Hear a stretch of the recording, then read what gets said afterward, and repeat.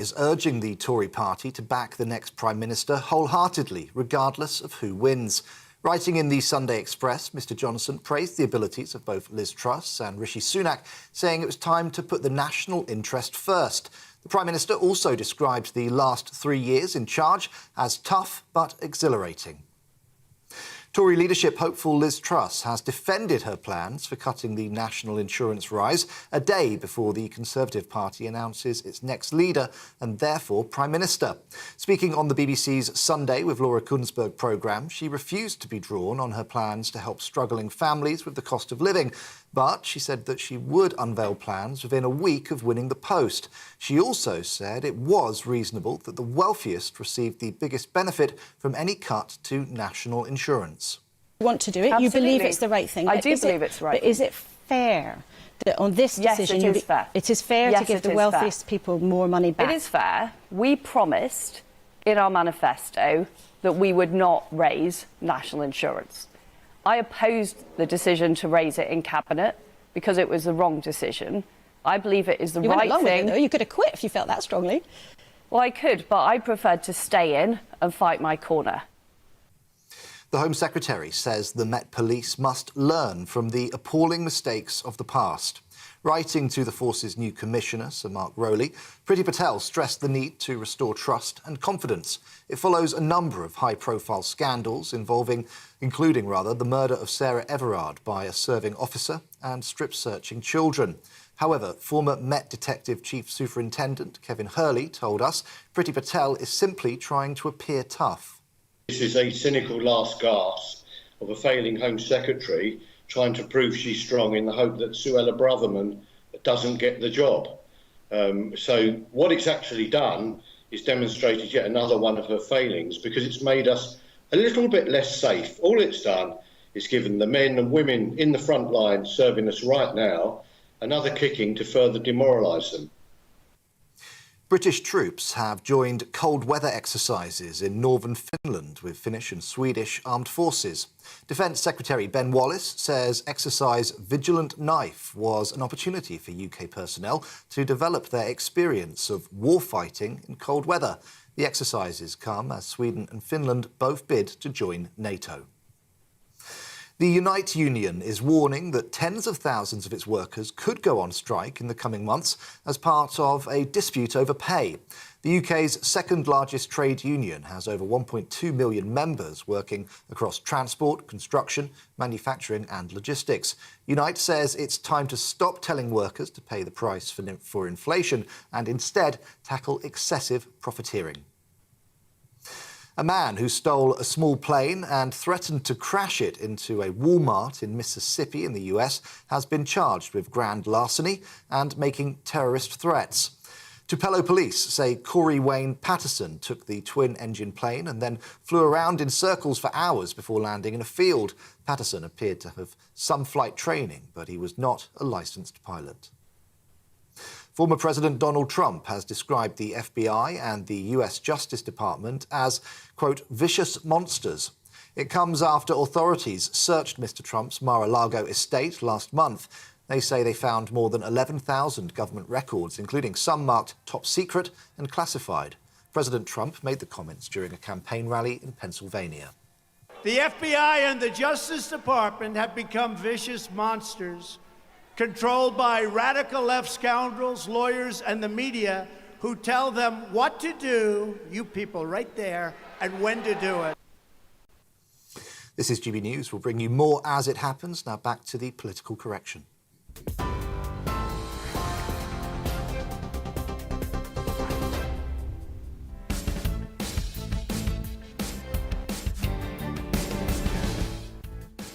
Good morning, everyone. You're watching and listening to GB News. This is the Political Correction. I'm Arlene Foster, and today I'm joined in the studio by Paul Embry and by Carolyn Harris, Welsh Labour Deputy Leader and MP for Swansea East. We're here for the next 2 hours to correct politics and put you, the people, back in charge. This is not about journalists talking to journalists. It's about you telling us what you think. So, coming up this hour, after a summer of campaigning, tomorrow the country will find out who their next Prime Minister will be. We'll be looking back at the race and discussing what the winners should prioritise on their first day in office. We will be looking back at the legacy of the last leader of the Soviet Union, Mikhail Gorbachev, following his death this week at the age of 91. We will also be talking about policing in the UK after a report found that the public feels officers are distracted from solving crime by so-called woke causes. And, as ever, here on The Political Correction, we want to hear from you. So if you want to get involved in the conversation, have your email read out on the show, then email gbviews@gbnews.uk or tweet us at gbnews. This is...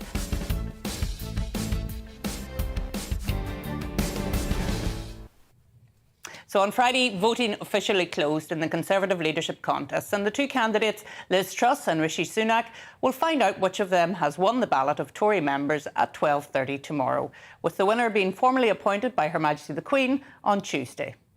So, Carolyn, as the long race comes to an end, what have you made of it, and what have you made of the two candidates? And that's to you, as someone who knows both of them quite well, because you're in Parliament and you've seen them out and about. Yeah, well, it's been too long, it's been too painful, and there's been Tories talking to Tories and not listening, and certainly not talking to the rest of the country. It's been a dreadful experience. I gave up watching the hustings. It was nothing new. It was just cheerleaders flying flags for which candidate they'd already picked, and I can't see that any of them are ready to hit the ground running as they need to be to help us get this country back on its feet. It's funny you should say it's too long, because I think that's the feeling of everybody right across the piece, including Tory MPs themselves. I had Theresa Villiers on my show on Friday, and she said she felt it was too long. And Paul, I mean, there has been just repetition of the message during all of those hustings. There hasn't been anything new, has there? No, and I think it's driven most people mad, to be honest. I mean, look, of course you have to have an election of this kind when you're choosing a new leader of a political party, a new leader of the country. But I cannot see how it could not have been truncated in some way. The idea that it had to go on this long, I think is completely unnecessary, and I think we've got to a point where the public are saying, look, you know, for goodness sake, just install the new leader and let's get on with running the country. I think it's quite strange, actually, because the first part of it was quite truncated. Do you remember when we had 11 candidates and that all of a sudden it was down to 2? And actually, we didn't really get to hear very much from people like Kemi Badenoch, like Tom Tugendhat. They were dismissed quite quickly. And instead, then we had the two front runners over a long period of time. Do you think that they will be looking at this system and thinking this needs to be changed? I think they probably have to. I mean, there was a time where both main political parties, in terms of electing the leaders, just relied on MPs. I mean, that changed for the Labour Party in 1980. And for the Conservative Party, I think around about William Hague's time, about 20-odd years ago. Now, I'm not particularly in favour of going back to you know, the time when you just gave the decision to members of Parliament, although it certainly happened a lot quicker. I mean, when in 1976 Harold Wilson was replaced by Jim Callaghan in the Labour Party, that process, because it was just MPs, took place really, really quickly.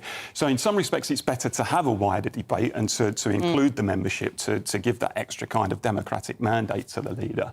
But you can't have a situation, particularly where the country is in a crisis, I think. I mean, we've got the cost of living crisis, which is really affecting people day to day, where you've got effectively a lamed-up Prime Minister, a Prime Minister who everybody knows is on his way out, and yet you have a period of a couple of months before the new person is installed. And I would think, to be honest, Arlene, that most Conservative Party members knew more or less at the outset who they were going to support. Certainly when it came down to these two, they knew which side they were going to fall.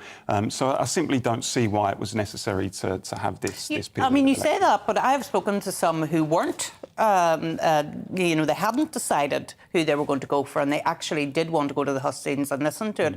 But quite a few people at those hustings had already voted probably when they attended. Isn't that right, Caroline? Well, I mean, I should imagine they voted at the very beginning. I mean, and literally it becomes a groupie thing. It means just turning up to cheerlead for whoever your candidate is. And there's no need for... to go back to what you said, Paul, I do think that the reason why we've had it for so long is that the Conservative Party membership did feel cheated with when Theresa May got elected, and they were not going to allow that to happen again. Talking to colleagues in Westminster, they were all saying this will not be a coronation, despite the fact, you know, probably would have been quicker to do that. But the membership wouldn't have put up with that. And what I think has been interesting as well is, as you were saying, the whole thing has been very stage managed. Yeah. But they are nowadays. Yeah. I mean, campaigns like this are completely choreographed because spin doctors are petrified that someone is going to drop the ball. And it's going to be, you know, like Ed Miliband eating the bacon sandwich or Tony Blair being berated by the woman about the NHS, and then that dominates the papers the next day. So they try and arrange it so these things never happen. The problem is, I think, it takes the dynamism and the real human feel out of the campaigns. I mean, neither of the candidates, from what I can see, has gone to the public, has gone in a public forum and said, right, for me, this is not just about the Conservative Party leadership. Yes, of course, we've got to go to Conservative Party forums and have the debate because those are the people with the votes. But actually, I'm going to look beyond the membership and go to the public as well. So put me in a town square in, you know, the north of England or somewhere like that, and let me, a bit like John Major did actually in '92 when he went around with his famous soapbox and said, you know, hit me with any question you like and let me have it, and I'll respond to you and we'll debate, and I don't mind being heckled. You never really see politicians do that anymore, and I think that's why our politics is more sterile than it once was. Well, it's funny you should say that, because people are saying they haven't taken account of the wider electorate. They have been very focused on the Conservative Party, and leading academic and pollster Matthew Goodwin recently penned an article in which he said the Conservative Party was in the fast lane towards electoral wipeout, comparing the latest polls to 1997 when Tony Blair took over from John Major. Paul, are things that bleak for the Conservative Party? And if so, what does it mean for the Labour Party? I think there's still a long way to go. I mean, if I were advising Keir Starmer, I would be saying, look, don't get out of your pram yet. You know, we're still a year or two away from a general election. And actually, if you're going to win a general election as an opposition party, you have to have clear and sustainable leads from a couple of years out of a general election before really you can assume that you're going to win it. I certainly think the Conservative Party have got big problems, Arlene. I mean, there's no doubt there is a sense among the public that the promises that were made in 2019 haven't been fulfilled, notwithstanding pandemics and whatever. The cost of living crisis is really beginning to hit people hard. People are struggling to make ends meet. But I think also there's a sense among people that the government just has not got that all-important thing that governments need to have, which is grip. You know, people are people want a basic competence, whatever their political colours, their political ideology. At the very least, they want governments to be able to run the country effectively, even if they don't always agree with what it is that they're doing. And I think at the moment there's a sense among people that look, the country just isn't functioning as it ought to be functioning. The NHS is in crisis. GP waiting lists are as long as your arm. The police, are ineffective in terms of arresting people and preventing crime. We've got problems around people getting driving licences and passports. And that sense of a lack of grip, I think, can sound the death knell for. It's about having a plan to deal with those issues. And I think past governments, I disagree with pretty much everything that Thatcher did. Yeah. But no one could accuse her of not having a grip on the country and taking it where she thought it needed to go. I don't think this government has got having a grip and knowing where to go. And Caroline, obviously people will be looking at Labour and whether they have a plan and whether they have the strategic vision to take us beyond where we are at the moment. Yeah. What is the answer? The answer is yes, of course we have. And what I would say is that Keir's certainly not thinking that, we are now going to just walk in and become he's going to become Prime Minister, as much as I'd like that to happen. But I think one of the biggest problems that whoever takes over tomorrow, and let's be honest about it, it's going to be Liz Truss, is going to have is a problem with her own party, her own backbenchers. She was not the choice of the parliamentary party. Rishi Sunak was. She may be the choice of the membership, but she's going to have a lot of people behind her who are going to be agitating, and I don't think it's going to be very long before we have civil war breaking out. And, I've been in the position where we've had a party leader who was not popular with the parliamentary party. It makes it very, very hard to get anything done. Bad enough in opposition. In government, it's the country at stake. And we can't afford to have that kind of leadership of the country at the moment. We need to have solidarity and unity. And I suppose that's one of the reasons why Boris Johnson, writing in the Express today, has talked about getting behind the new leader and supporting the new leader. And that's strange, though, isn't it? Why does he feel the need to say that? Do you know what? I think it speaks well to him because, you know, he could have just said, well, you know, I'm not going to get involved in this. I'm going to step back. I'm going to do new things. But what he's actually doing is trying to rally the troops behind whoever, and we all think it's going to be Liz Truss. I think that's fair to say. Do you think there's something else there, Caroline? It is. I mean, he's going to say in the press... Such a cynic, Caroline. Such a cynic. You know, I'm a realist, Paul. You know, he's going to say in the press, I'm going to be there making sure that everybody gets behind the Prime Minister. He's going to be shouting loudest and he's going to be the most agitated. A bit like Theresa May was for him. He's going to be the same for as long as he's there. Well, that's the question. Is he going to be there? What's he going to do next, I suppose, is the big question. Well, I can't wait to see him on the backbenches. Yeah. I'm really looking forward to that. Yeah, because he is a big character, isn't he? And there's going to be quite a few big characters on the backbenches now when you think about Michael Gove, Raab and Boris himself. I mean, certainly Michael Gove will be a loss. I mean, he's one of the few Tories who I think is very cerebral and very capable and a thinker, as you say, Caroline. I think the next few months are going to get interesting because all of the evidence, certainly what we're reading in the papers over the last few days, is that Truss is going to follow this kind of Thatcherite type of classical liberal agenda. And not just in our claws.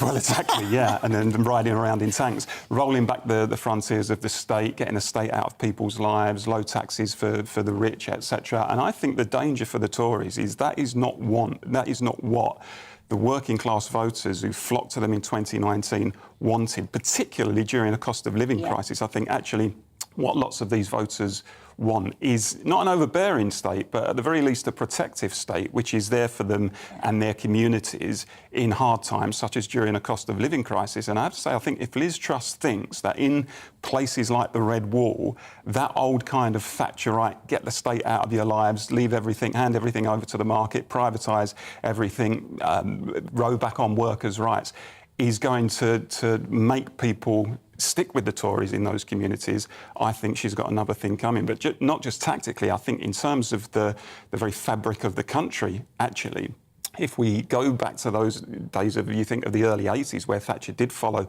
that philosophy, and suddenly we saw unemployment going through the roof, 3 million unemployed and riots in some of our inner cities. If that kind of prescription is applied during an economic crisis, a cost of living crisis, then frankly it could lead anywhere. It could lead to all sorts of unrest. I think the Tories need to be aware of that. Yeah. And that's not the first time I've heard that. But I mean, what do you make of Wes Streeting, who says that the Tories are planning to lose the next general election? I mean, what does he mean by that, Caroline? Do you know, it's something that I've been thinking about for the last couple of weeks, because I really think that we're in such a mess in this country. I don't know if they've got a plan to get us out of this mess. And I would not be at all surprised if their plan is, let's get to a general election, let's lose, let Labour get us back on our feet, and then we can criticise them for everything that they haven't done. You know, and I really think that could well be a plan. And do you think that's what he meant by... I think that's what he meant. That's interesting, and we will see if she has a plan tomorrow and Tuesday indeed. But Caroline, what is the new PM's most pressing issue, and what should be their priority on their first day? I think I know what the answer is going to be. The cost of living. It's unbelievable. I mean, people are people are struggling now, but people are absolutely terrified about the future. The cost of utility bills, you know, I don't think a day goes by when somebody doesn't tell me how much their bill is going up by. People are worried about food, the price of food, can they access food? We're going to be seeing queues in supermarkets for the end-of-life stuff. Mark my words, that's where we're going. Paul, obviously, cost of living, energy crisis are the domestic issues that have to be dealt with internationally. Is it still Ukraine being on the top of the agenda? I think it probably will be Ukraine. I mean, I go back to the 1997 general election when Labour talked about having an ethical foreign policy. I don't think actually they did develop an ethical foreign policy. I would like to see, and I have to say this is probably absurdly optimistic, an ethical foreign policy that isn't built around hypocrisy, because I think that the problem is, Arlene, so much of our foreign engagement is built around hypocrisy. We talk about human rights abuses of tyrants like Putin, and that's fine, we should expose those, but at the same time, you know, we're happy to trade and do deals with Saudi Arabia, which has got, you know, one of the worst human rights records on the planet. So if we are going to talk about foreign policy, then at least, you know, we should try to stop the hypocrisy, or at least admit that we're hypocritical, because the truth is that we are. And there's so much going on in the world. I was speaking to someone around the Uyghurs in China on Friday, and the fact that this United Nations report has come out and talked about the human rights abuses that are going on there, and what are we going to do to raise the plight of those Uyghur people. There's millions of people there, and nearly 1 million of them are in forced detention camps. I mean, that's going on in our world today. It's just incredible to think of that, you know, when we're sitting here having this free conversation. But look, there's a lot to take in for the new Prime Minister. At the same time, I would say, Arlene, that the last thing we need, in my view, is a new Cold War. I mean, we're going to be talking about Gorbachev a bit later. The last thing we need is a new Cold War. I think it takes two to tango. Whatever criticisms we have of the Chinese, and unquestionably it's an authoritarian government, I think you also have to look at America, which for too long has tried to act as the policeman of the world. I think he's sabre-rattling around issues such as Taiwan. He's guilty, in my view, itself of foreign policy hypocrisy. You only have to look at some of the historical invasions of Iraq and places like that where he's completely ignored international law, and you look at its record in Latin America, where it has deliberately tried to destabilise elected governments that just didn't happen to be sympathetic to the American programme. So I think we need a much broader look at international I think that's fair, and I take your point on Taiwan and America, but I do think we can't turn a blind eye to some of these things that are going on in the world, in Myanmar and places like that as well. But look, we'll come back to all of that later on, but coming up after the break, we will be discussing the ongoing cost of living crisis, as well as the death of Mikhail Gorbachev, who has passed away on Tuesday. So don't go anywhere.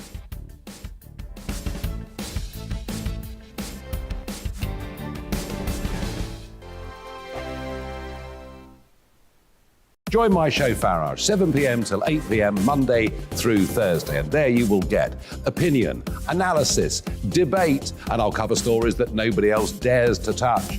You've been cancelled. Join the club. Oh my goodness me. And then for the last 15 minutes, talking pints. We're over a drink. We have a civilised conversation with someone. We very often disagree, but we do it in a grown-up way. Come and join me on Farage.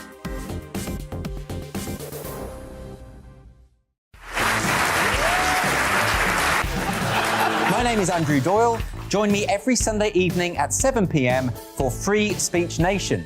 This is a show where we address current affairs and news stories of the week with the help of two wonderful comedian panellists. I brought in comics because I want to give it a lighter edge, and also they work for less. See you there.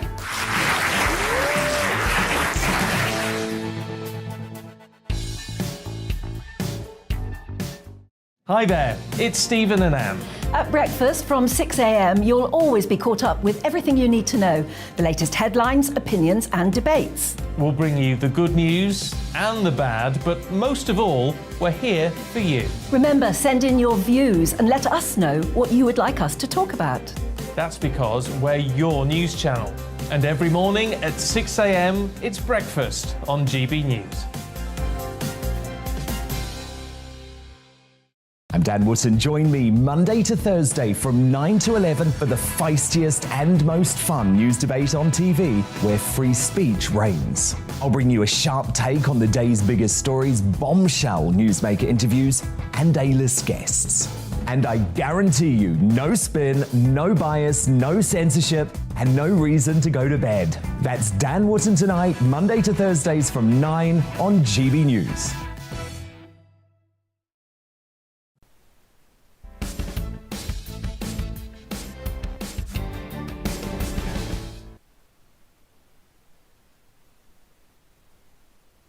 Energy costs will leave millions of people short of what the public say is the minimum amount needed to live with basic dignity in the UK this winter. One of the report's co-authors, Abigail Davis, said that the reality is that more and more people will be solely focused on survival, as well as falling far short of reaching a minimum level standard. It's also been reported today that contingency plans are being drawn up by police chiefs to deal with the fallout that could result from millions of households falling into financial difficulty. Carolyn, that makes for stark reading, but how bad is this going to get over the next couple of months? It's going to be terrifying. I mean, in my constituency, it's not an affluent constituency, so we've always had pockets of deprivation. And for the last 7 years, I've actually run lunch clubs during the summer to make sure that kids were able to play and have lunch. This year, we had the highest turnout of kids, but we had the lowest contribution from the general public. businesses contributed, but normally, normal people, you know, the church groups and whatever will always come and give something. We didn't have that this year. We're coming into Christmas where we run and everyone deserves a Christmas campaign, and we give people in need cooked dinner or a really nice Christmas hamper. And I've already got people asking now if they can actually put their name down for a hamper. We don't even start asking for names normally till the end of November. So I know that people are already terrified they're not going to be able to afford food. Yeah, it's a worrying time, Paul, for many families. And my worry is that the more we talk about it, the more anxious people get. But we're talking about it because it's a reality, isn't that it? It's a national emergency, in my view. It's a national emergency, and it needs to be treated as such. We need a freeze on the price cap. We need to tax the excess and unexpected profits of some of the oil and gas giants. And if we don't do that, then I think we're failing millions of people, not just individual citizens, but businesses as well. I mean, you go on social media and you see tweets from business owners who are saying, look, this is what my energy company is telling me my bill is going to be. Some of them are going up 3 or 4 times what they're paying at the moment. Well, I was talking to a business last week and their bill has tripled, and the contract they had with their supplier was cancelled by the supplier because they were on a fixed term. And they were able to cancel that and triple the electricity bill. And we're going to see businesses collapse. And what does that mean? Businesses collapse, people are thrown out of work. All of a sudden, unemployment claimants go up, the tax revenues that government is taking in goes down. That then creates the economic problem. We're on the brink of a recession anyway. We're told that we're going to enter recession later this year. So yes, it's a national emergency and it needs to be treated as such. And in the longer term, I think we have got to have a national debate about our chronic lack of energy independence in this country. I mean, I know we've discussed it on this show before. It's something that I've banged the drum about. The very fact that an advanced industrial country like ours has found itself in such a position where we've got no energy security effectively. How did that situation come about? We were, in my view, too slow on nuclear. I don't think we've investigated the potential for fracking or clean coal technology. I'm very much in favour of the green agenda, but I'm also in favour of the lights not going out and people being able to heat their homes. We should never have found ourselves in this situation, and we need a big public debate about that. No, we do. And people say, oh, well, we should have done something about it 15, 20 years ago. Yes, we should, but we didn't. So let's do something about it now. And I think that's why I was pleased to see, as one of his last acts as Prime Minister, that Boris Johnson announced the funding for Sizewell C, the nuclear plant, because at least that's an indication of us taking back our energy security. There's more that could be done, of course. We need to do more on hydrogen. That's a new green fuel, so let's look at that. Let's make more of it. Tidal. There's much more that we could be doing. So we need to be bolder on energy security, but of course that doesn't deal with the here and now, and there does need to be some interventions, targeted interventions, Caroline, I would say. I mean, something we haven't spoke about is people who need electricity for medical purposes at home.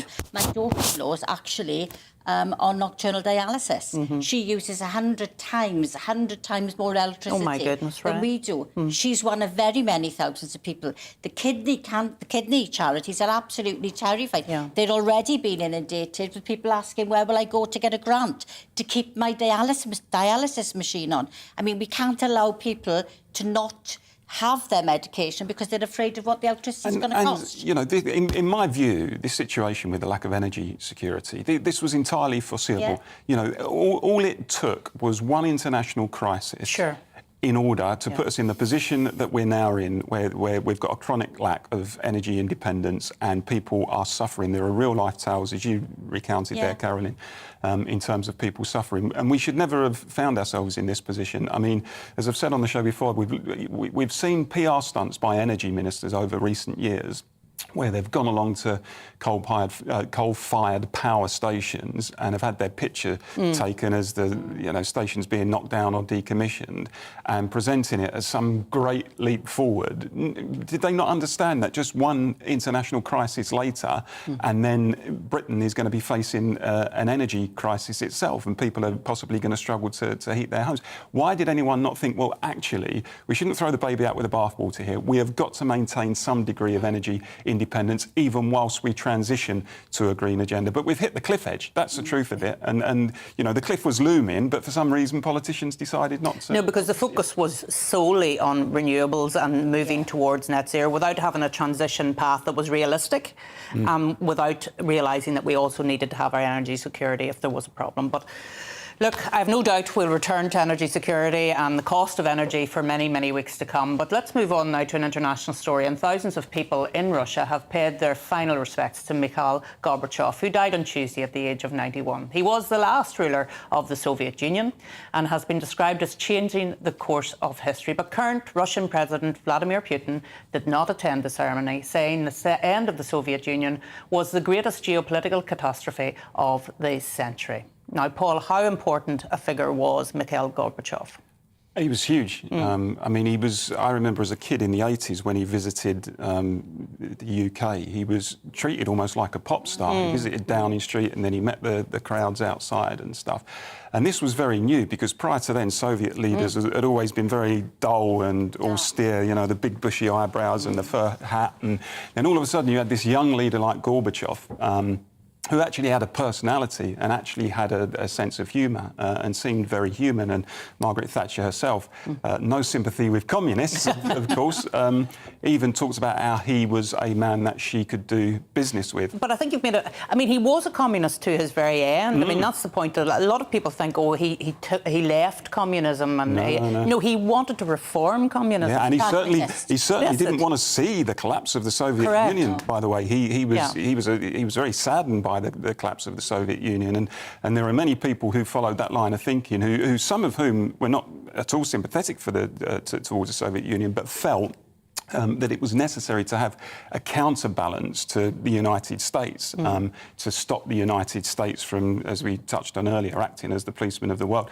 and to have that bulwark against, you know, unfettered US power. And arguably, when you look at what happened after the collapse of the Soviet Union in terms of things like Iraq, you could argue that America was able to do some of that stuff because the Soviet Union didn't exist. But, I mean, look, on Gorbachev, there's no doubt that he brought about a thaw in relations between the East and West, no question about it. He helped to hasten the end of the Cold War. I think he was broadly a man of peace. He wanted to avert a Third World War. I think when you look at what happened when the Berlin Wall came down in, was it 1990, I think, he chose not to send tanks in. I mean, he saw the writing was on the wall and thought, look, this is going to happen. We're not going to be sending tanks in, which was very unusual because prior to that, if there was any threat to the political integrity or the territorial integrity of the Eastern Bloc, you think of Hungary in 1956, you think of the Prague Springs in 1968.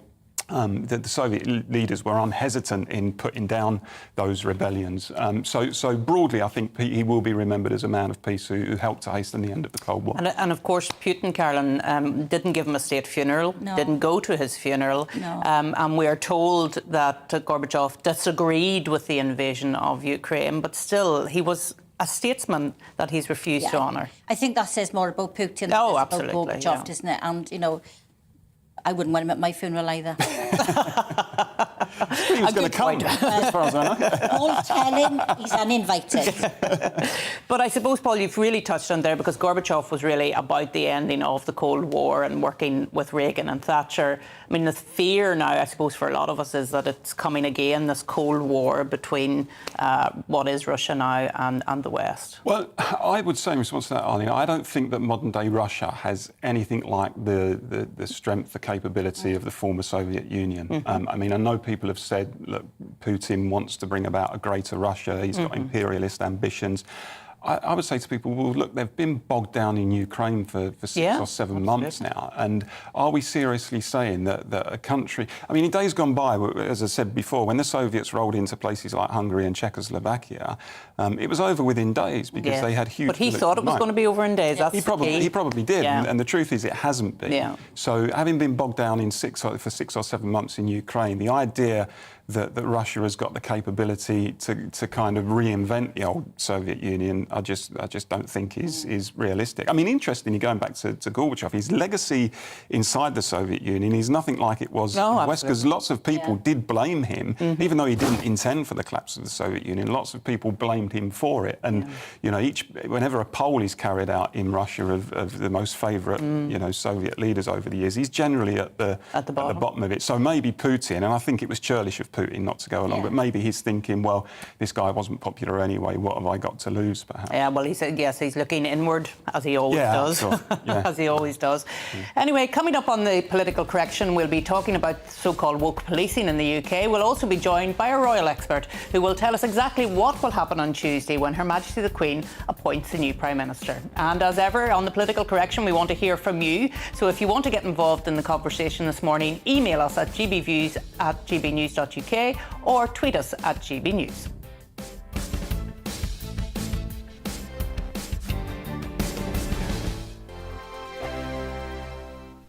Join my show Farage, 7 p.m. till 8 p.m. Monday through Thursday, and there you will get opinion, analysis, debate, and I'll cover stories that nobody else dares to touch. You've been cancelled. Join the club. Oh my goodness me. And then for the last 15 minutes, talking pints. We're over a drink. We have a civilised conversation with someone. We very often disagree, but we do it in a grown-up way. Come and join me on Farage.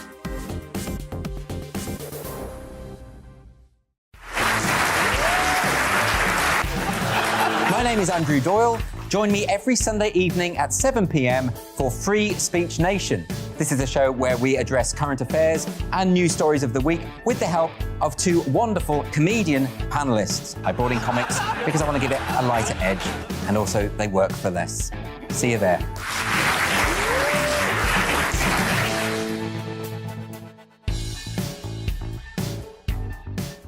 Hi there, it's Stephen and Anne.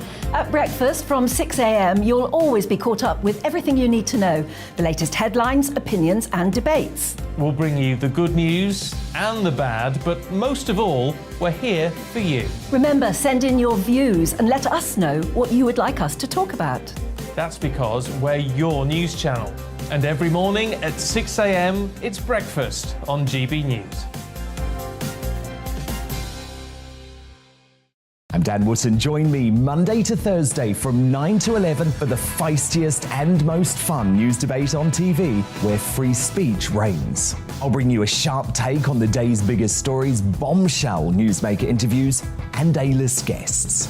And I guarantee you, no spin, no bias, no censorship, and no reason to go to bed. That's Dan Wootton Tonight, Monday to Thursdays from 9 on GB News.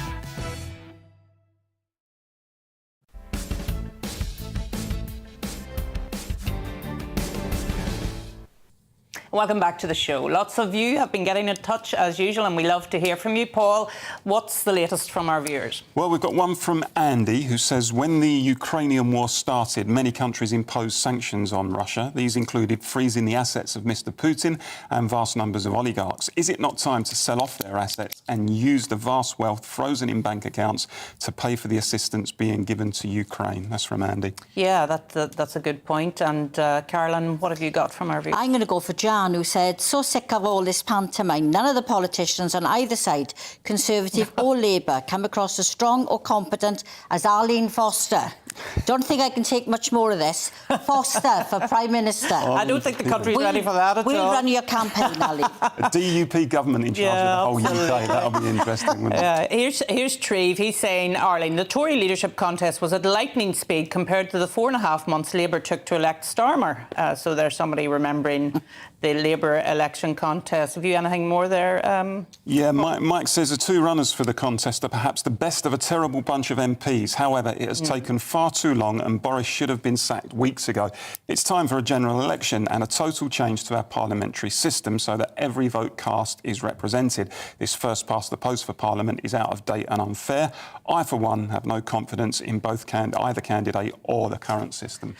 Yeah, so the discussion about should our system change, I think, is one that we might have on the show someday, because we haven't had that discussion for quite a while now. No. You know. I mean, I have to say, in terms of PR, I'm vehemently opposed to PR. think it breaks that direct link between the constituent and the MP.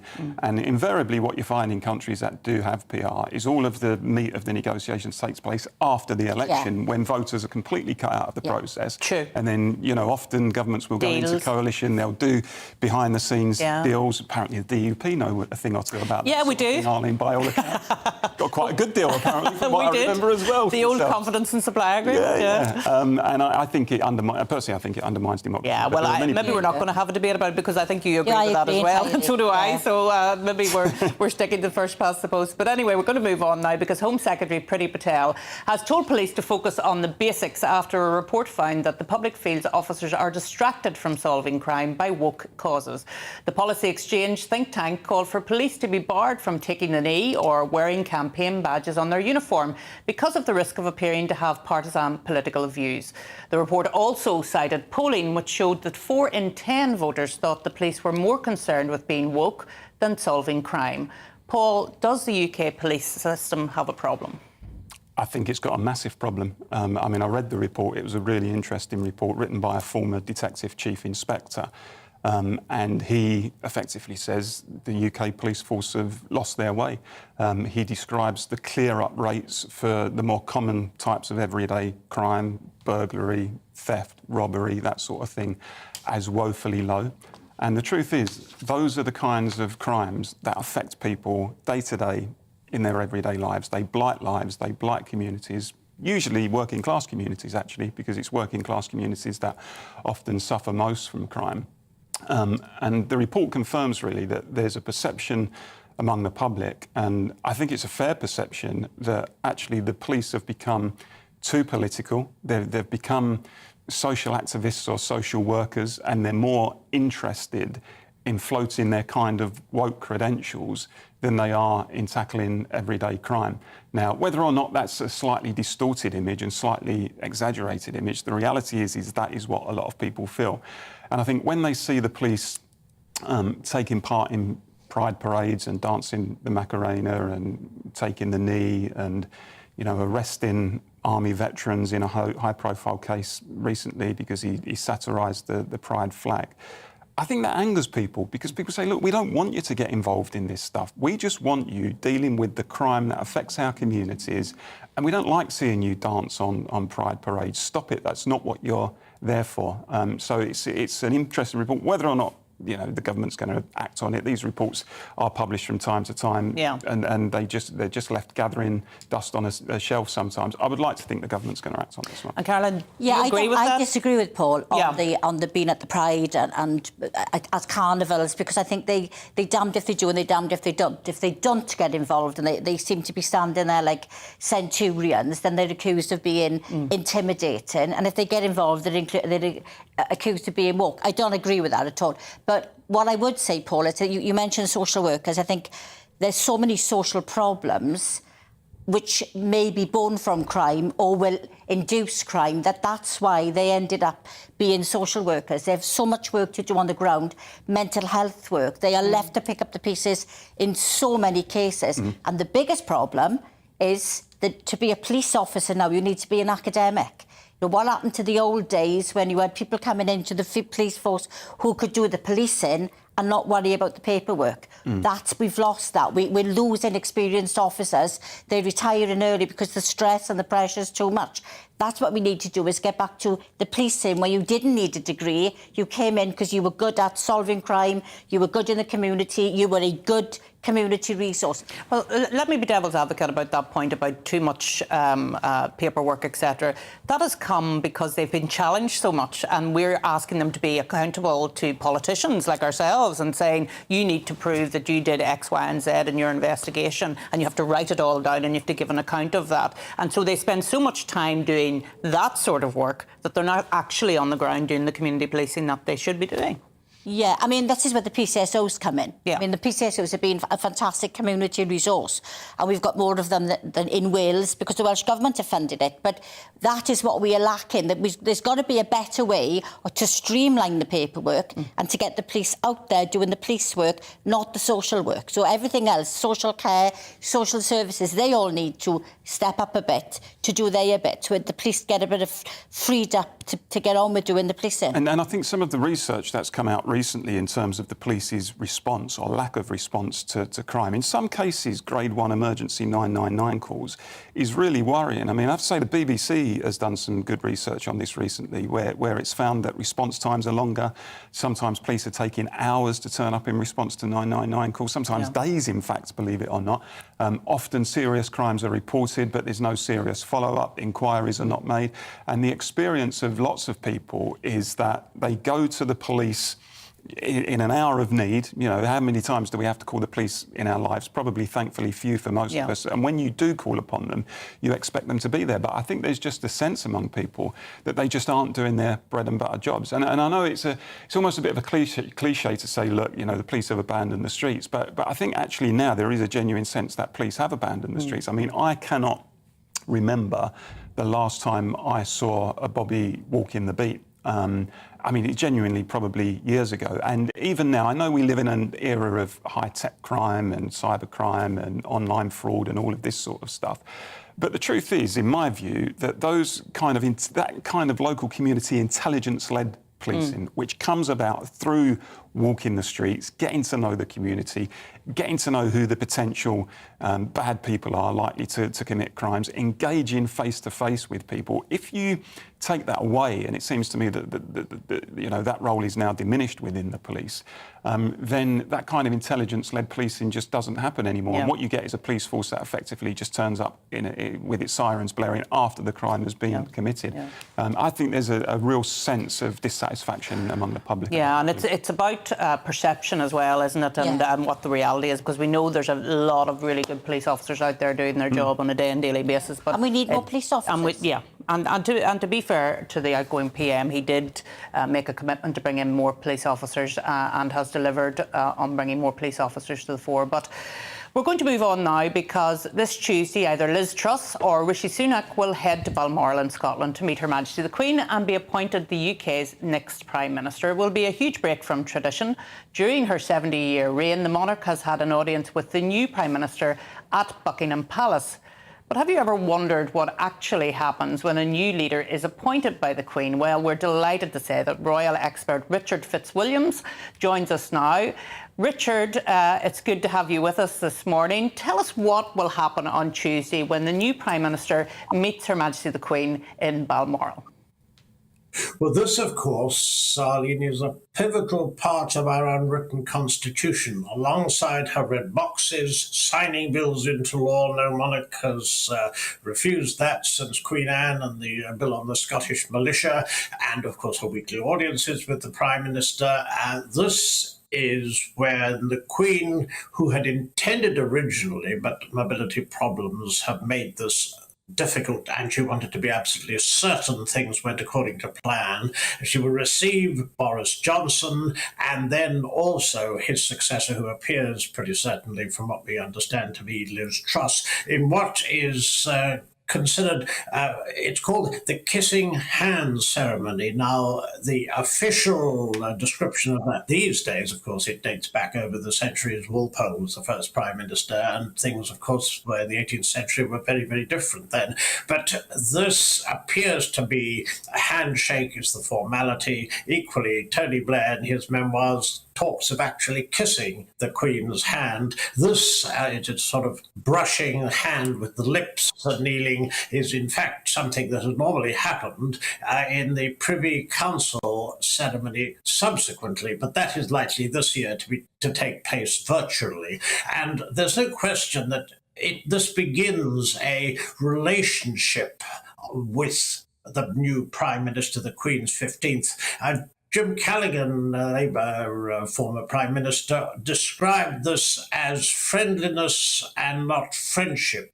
But it's very important, clearly, that the Queen establishes a certain rapport, and according to rumour, she's got on better with some Prime Ministers rather than others. But of course, all of this, or most of it, would appear, rumour what her relationship with Margaret Thatcher was, or with Harold Wilson, where she seemed to have got on extremely well. But this is an absolutely pivotal moment, and it will take place, unfortunately, not in Buckingham Palace, but mobility issues have made it uncertain when it comes to timing, so the Queen wanted to make certain this would occur. And we were seeing there some of the shots of some of her previous prime ministers. And of course, as you've rightly said, this will be number 15. Quite incredible when you think about it, Richard. And the third woman. So, of course, it is said that she had a bit of a difficult relationship with Margaret Thatcher. I don't know whether that's true or not. Maybe you want to comment on that, Richard. But this is another female that has come to the fore. Should we mark that as well, Richard? Well, I mean, regarding the Queen's relations with Margaret Thatcher, this is an ongoing source of controversy, and it does seem to depend whether the person giving a view either liked or detested Margaret Thatcher. It should be noted, I mean, one has to say this, the Queen has only attended 2 funerals of her former prime ministers, Winston Churchill, of course, and Margaret Thatcher. She also, in addition to the Garter, gave Margaret Thatcher the Order of Merit. There's no doubt that they were very different characters, though of similar ages, and there's also absolutely no question that there were differences of emphasis when it came to the Commonwealth regarding a certain leak in 1986, which was become very controversial by her then Press Secretary, Michael Shea. It wouldn't appear that the Queen had much to do with that. But whatever the actual relations between them, there's little doubt, I think there was a great deal of mutual respect. Harold Wilson, on the other hand, seemed to have got on famously. It is said the Queen asked him to stay for drinks after his first meeting, and it is even rumoured that he was allowed to smoke his pipe, although there are those who say he used that as a diversion when it came to difficult subjects when he was on television. Well, Richard, thank you for joining us this morning and for giving us an insight to what's going to happen on Tuesday, this time up at Balmoral for the very, very first time. And on that point, Paul, I mean, Balmoral for the first time, mobility issues, we're told again, but this is a lady who's 96 years old. Of course, and you have to legislate for that. I mean, there's clearly no sign that the Queen is not capable of fulfilling her duties in a functioning sense. You know, she's still clearly got all of her marbles.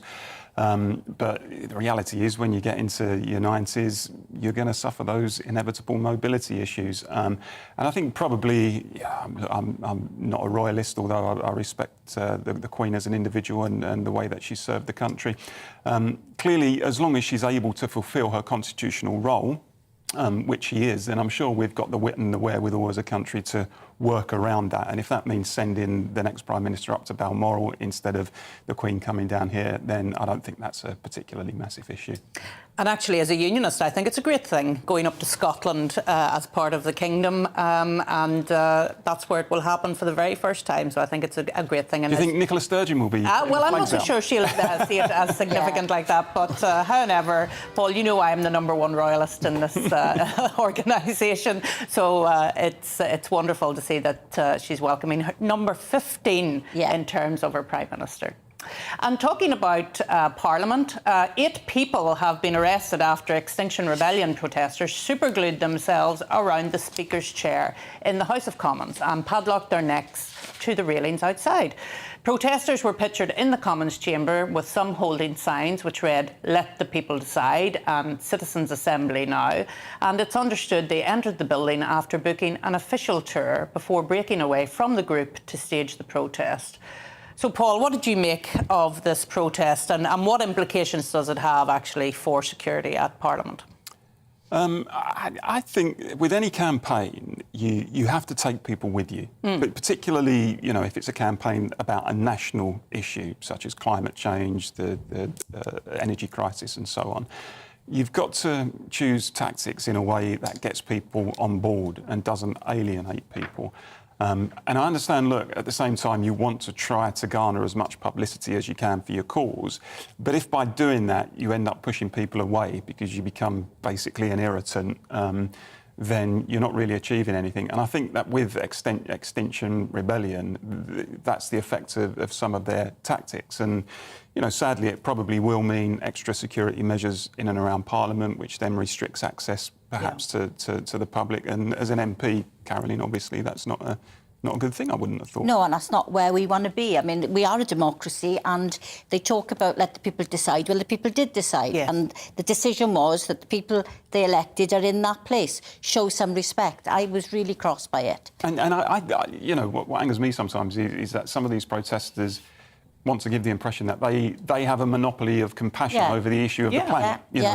Like the rest of us who don't necessarily agree with all of their agenda or their tactics are somehow heartless and callous, and we want to see the planet burn. Actually, these issues are very, very complex, and they sometimes require nuanced answers. And simply taking, as we touched on before, the cliff edge approach, which says, cut every coal-fired power station, let's rely on renewables, even though they're unreliable, well, that's going to impact on people as well. And some of us are compassionate about people, who can't use their dialysis machines, and people who can't heat their homes and so on. It's not just one side of the debate that has all the compassion on it. And just briefly, because we're running out of time at the end of the hour, but, I mean, Caroline, this idea that there's no democracy and we should let the people decide, we have Westminster is held up as the mother of Parliament, and yet they go in and trash it. And I was insulted, actually. I thought it's really rude. It does them no favours at all. It will stop other people being able to access the building because the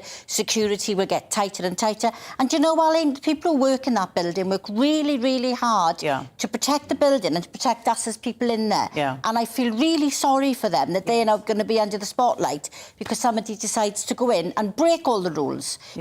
You can't just break all the rules and get away with it. I was really, really distressed by it. It is distressing because, as you say, there'll now be a review. More resources will be spent on the review, and people will be looking to hold somebody responsible when actually all they were trying to do was to take people around Parliament. And I was stuck in that chamber when there was a gunman outside who murdered a policeman. I know what it feels like to be in there when you're under threat. If this is allowed to carry on, we're all going to be in there every day under threat. It's not right, it's not fair for democracy, and it doesn't do their cause any good at all. No, if they want to have a discussion about net zero and about energy, let's have that discussion, but let us not put Parliament under threat. I totally agree with you. Well, that's it for this hour. You've been watching The Political Correction, but don't go anywhere because we're coming back after this short break. My name's Tom Harwood, and join me 9:30 a.m. every weekday for The Briefing, your one-stop shop for everything you need to know about what's going on in politics today. I wonder if this is a deal that might need to be like the biscuits in this factory, twice baked. Is there not an opportunity here to win out against the extremes? Tom Harwood, GBNews. What are you going to do about it? Things should have been done differently, and they certainly are being done differently. Don't miss it. The Briefing with me, Tom Harwood, 9:30 Monday to Friday on GB News.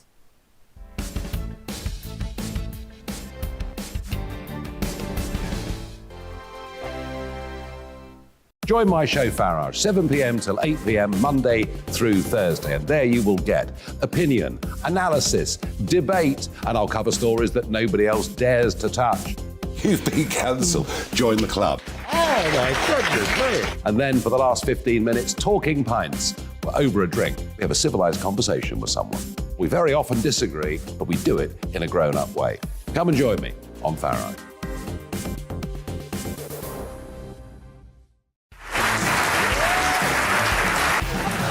My name is Andrew Doyle. Join me every Sunday evening at 7 p.m. for Free Speech Nation. This is a show where we address current affairs and news stories of the week with the help of two wonderful comedian panellists. I brought in comics because I want to give it a lighter edge, and also they work for less. See you there.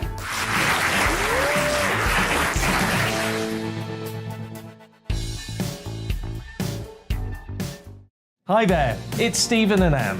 At breakfast from 6 a.m, you'll always be caught up with everything you need to know, the latest headlines, opinions and debates. We'll bring you the good news and the bad, but most of all, we're here for you. Remember, send in your views and let us know what you would like us to talk about. That's because we're your news channel.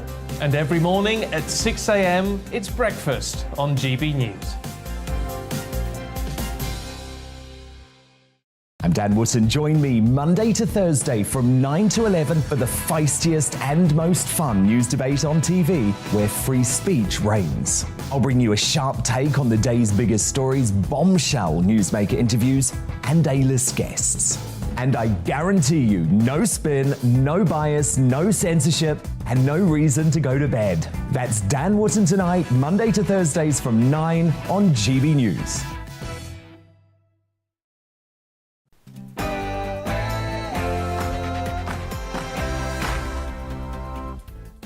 Good morning and welcome back to The Political Correction. Coming up this hour, we'll be taking a look at the legacy Boris Johnson's leaving behind, as well as rent prices after it emerged that first-year uni students were being placed miles away from their campuses. But first, it's time for your latest headlines with Ray.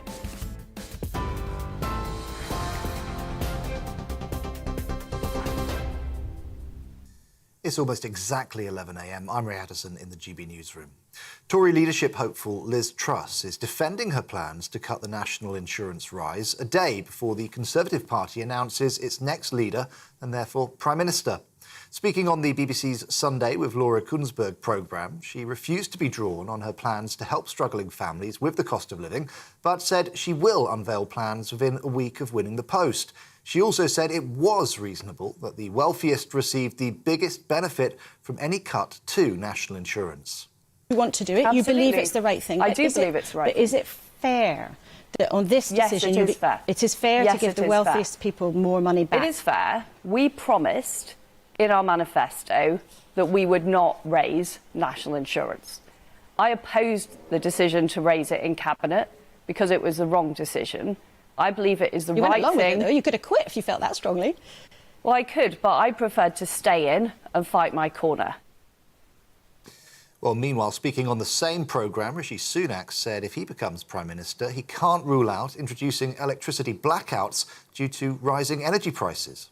What I've said is that we shouldn't rule anything out. I mean, we're facing a genuine emergency. I think anyone pretending that that isn't the situation isn't being straight with the country. And by the way, across Europe, those plans are being drawn up, and I would imagine we should prepare for blackouts, do you Well, think? as I said, again, I'm not there, I'm not inside, but what I would say is we shouldn't rule anything out because the situation is serious. Boris Johnson is urging the Tory party to back the next Prime Minister wholeheartedly, regardless of who wins. Writing in the Sunday Express, Mr Johnson praised the abilities of both candidates, saying it was time to put the national interest first. The Prime Minister also described his last 3 years in charge as tough but exhilarating. The Home Secretary says the Met Police must learn from the appalling mistakes of the past. Writing to the force's new commissioner, Sir Mark Rowley, Priti Patel stressed the need to restore trust and confidence. It follows a number of high-profile scandals, including the murder of Sarah Everard by a serving officer and the strip search of children. However, former Met Detective Chief Superintendent Kevin Hurley told us Priti Patel is simply trying to appear tough. This is a cynical last gasp of a failing Home Secretary trying to prove she's strong in the hope that Suella Braverman doesn't get the job. So what it's actually done is demonstrated yet another one of her failings because it's made us a little bit less safe. All it's done is given the men and women in the front line serving us right now another kicking to further demoralise them. Well, some breaking news for you now, and a 17-year-old boy has been stabbed to death and another teenager critically injured in a mass brawl in East London. Police were called to reports of a large-scale disturbance in Bow just after midnight last night. Around 100 people were involved in the incident, some armed with machetes. It's understood the brawl began following a dispute over entry to a house party. We'll bring you more on this story as we get it. GB News can report that the number of people crossing the English Channel in small boats has passed 26,000 this year, after more than 900 crossed yesterday. The number of crossings has increased in the last 2 days as weather conditions in the Channel improved enough for people smugglers to successfully launch inflatables towards the UK. The migrants have been picked up by Border Force officers and taken for processing. More than 200 people have already arrived today. The Disaster Emergency Committee has received £13.5 million in donations to help people affected by the floods in Pakistan. Record monsoon rains and melting glaciers caused the humanitarian disaster. Flooding has now killed over 1,200 people and 33 million are affected. 1/3 of Pakistan is estimated to be underwater. That's an area equivalent to the size of the UK. A man who stole a small plane and threatened to crash it into a Walmart in Mississippi in the US has been charged with grand larceny and making terroristic threats. Tupelo police say Corey Wayne Patterson took the twin-engine plane and then flew around in circles for hours before landing in a field. Patterson is believed to have had some flight training, but he was not a licensed pilot. Former President Donald Trump has described the FBI and the US Justice Department as, quote, vicious monsters. It comes after authorities searched Mr. Trump's Mar-a-Lago estate last month. They say they found more than 11,000 government records, including some marked top secret and classified. Former President Trump made the comments during a campaign rally in Pennsylvania. The FBI and the Justice Department have become vicious monsters, controlled by radical left scoundrels, lawyers, and the media who tell them what to do, you people right there, and when to do it. This is GB News. We'll bring you more as it happens. Now let's get back to the political correction.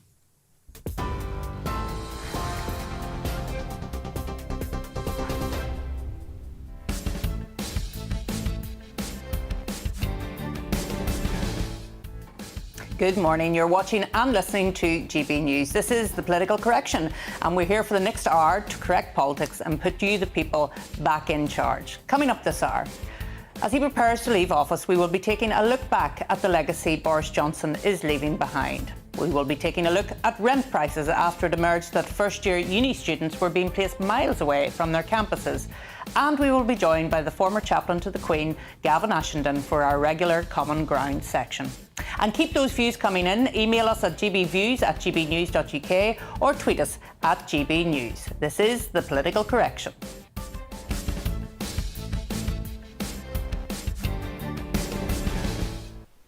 But before all of that, let's look at some of your views. Lots of you have been getting in touch, and the little piece that we did on policing there, Paul, seems to have set people alight. Have you some views on that? It certainly has. Phil's got strong views on it. I could see the rot setting in the police force when my kids were about to leave school around the year 2000. They had career evenings when we went with our kids to listen to different employers who were recruiting. The police presentation paid particular emphasis on the possibility of being able to drive excitingly fast vehicles in pursuit of criminals and the high starting pay. This kind of recruitment technique has given us the police we have today. It's quite an interesting point, actually. It is, actually, yeah. Carolyn, what have you got? Well, I'm going to go to Sue, who actually agrees with what I said, I think, in saying we really need to set up mental health and dispute resolution response teams that are sent to incidents, leaving the police free to solving crime. The police spend far too much time acting as social services instead of as police service. Yeah, well, that's the point you were making, absolutely. And Samantha, also touching on a point you were talking about with the PCSOs, she's saying, why not give the PCSOs more powers on the streets? That might gain them some respect instead of the youths and criminals laughing at them because they haven't got the power. Yeah, I find it really strange. If you're a special, you've got the power of arrest. So you're a volunteer, you can arrest. We can make an arrest, but the PCSOs can't. Yeah. Seems ridiculous. Yeah, and I think what Samantha's saying is that criminals and young people know that that is the case. And they would respect it more if they could. Yeah.